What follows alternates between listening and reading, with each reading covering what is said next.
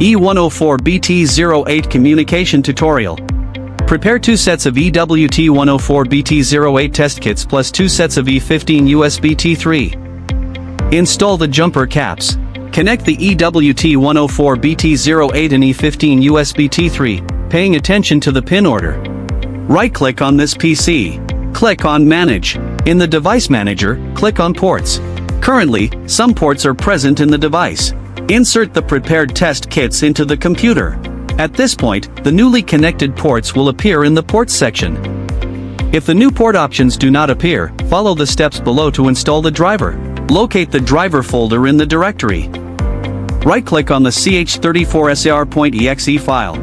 Click on Run as Administrator. Click on Install.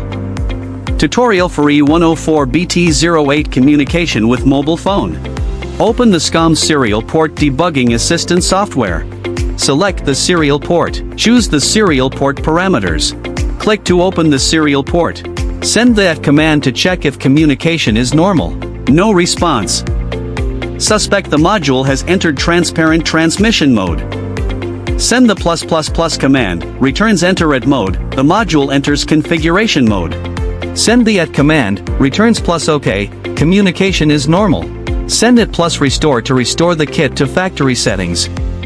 Send it +reset to restart the device. Send it +roll equals 0 to set the module as a slave.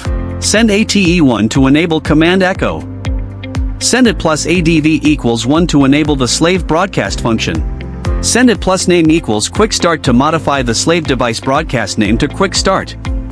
Send it +reset to restart the device. Open the NRF Connect app. Use name filtering to find the device. Click Connect to connect to the device.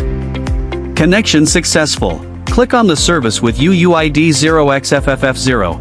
Enable the notification property for the characteristic with UUID 0xFFF1. Find the characteristic with UUID 0xFFF2. Click the upward arrow button. Select text as the data type. Enter 12345678 Click Send. The module receives the data. The module sends data to the mobile phone. The mobile phone receives the device data. Communication completed. E104-BT08 Master-Slave Integrated Communication Tutorial. Open the SCOM software. Locate the corresponding serial port. Select the serial port parameters. Click to open the serial port. Send the @ command to check if the communication is normal. Reply +OK, communication is normal. Next, configure test kit B as a slave. Send it +restore to restore the kit to factory settings. Send it +reset to restart the device. Send it +roll equals 0 to set the module as a slave. Send ATE1 to enable message prompts. Send it +ADV equals 1 to enable the slave broadcast function.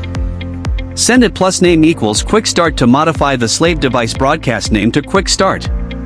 Send it +reset to restart the device. Send it +MAC equals $mark to query the MAC address for the host to connect. Next, configure test kit A as the host. Send it +restore to restore the kit to factory settings. Send it +reset to restart the device.